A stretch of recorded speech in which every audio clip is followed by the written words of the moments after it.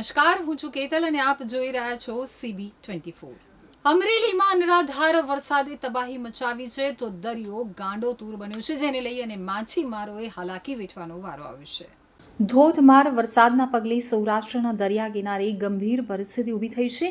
ગઈકાલે દરિયો તોફાની બનતા જાફરાબાદની 2 અને રાજપરાની 1 બોટ ડૂબી ગઈ હતી, જેમાં સવાર 28 માછીમારો પૈકી 17ને બચાવી લેવાયા છે। જો કે હજુ 11 માછીમારો લાપતા છે, જેમની શોધખોળ કરાઈ રહી છે। ધારાસભ્ય હીરા સોલંકી, જિલ્લા કલેક્ટર સહિત તંત્રના અધિકારીઓ અને માછીમાર આગેવાનો લાપતા લોકોની શોધખોળ માટે પ્રયત્ન કરી રહ્યા છે। જો કે ગઈકાલ કરતાં પણ આજે દરિયામાં વધુ કરંટ હોવાથી રેસ્ક્યુ ઓપરેશન શક્ય નથી। આ સમગ્ર ઘટનાને લઈ અને ધારાસભ્ય હીરા સોલંકીએ મુખ્યમંત્રી ભૂપેન્દ્રભાઈ પટેલને માહિતી આપી હતી, જેમાં તેમણે જણાવ્યું કે દરિયો વધુ તોફાની હોવાથી કોસ્ટ ગાર્ડ કે નેવી પણ દરિયામાં જઈ શકે તેવી પરિસ્થિતિ નથી।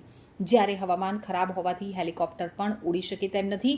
તો માછીમાર આગેવાનો જણાવી રહ્યા છે કે અમારી 500થી 600 બોટો સુરક્ષિત કિનારે પહોંચી ગઈ છે। જો કે હજી 60થી 70 બોટો દરિયામાં ફસાયેલી છે। એક બોટમાં 8થી 9 લોકો સવાર છે, જેમાં કેટલીક બોટનો સંપર્ક થયો છે, જ્યારે ઘણી બોટનો સંપર્ક થઈ શક્યો નથી। તો ધારાસભ્ય હીરા સોલંકીએ જણાવ્યું કે ગઈકાલથી જાફરાબાદના માછીમારો ઉપર આબ ફાટ્યા જેવી સ્થિતિ નિર્માણ પામી છે।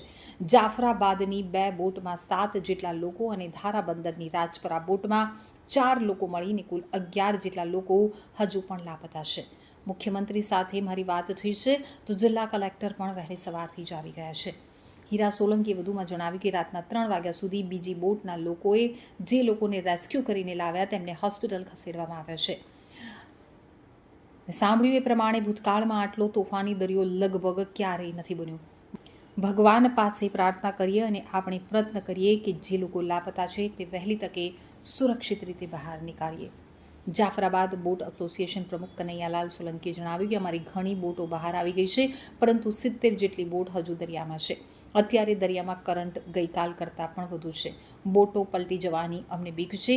ઘણી બોટોના કોન્ટેક્ટ થયા છે તો ઘણી બોટોનો કોન્ટેક્ટ નથી થઈ શક્યો। અત્યારે ધારાસભ્ય હીરા સોલંકી સહિત તંત્રના અધિકારીઓ તમામ બોટોને સુરક્ષિત બહાર લાવવા માટે પ્રયત્ન કરી રહ્યા છે।